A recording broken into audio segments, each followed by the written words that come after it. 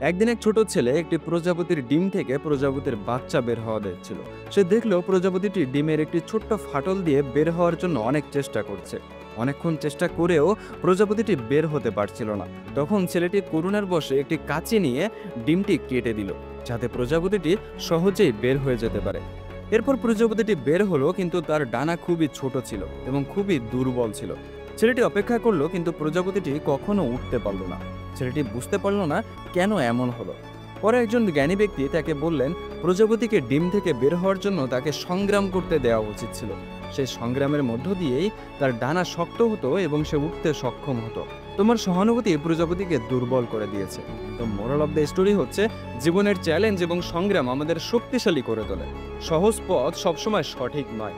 নিজের লক্ষ্যে পৌঁছানোর জন্য যে কোনো সংগ্রামকে বেছে নাও, কারণ সংগ্রাম ছাড়া তুমি কখনোই তোমার লক্ষ্যের ধারে কাছেও পৌঁছাতে পারবে না। So change yourself and be unique.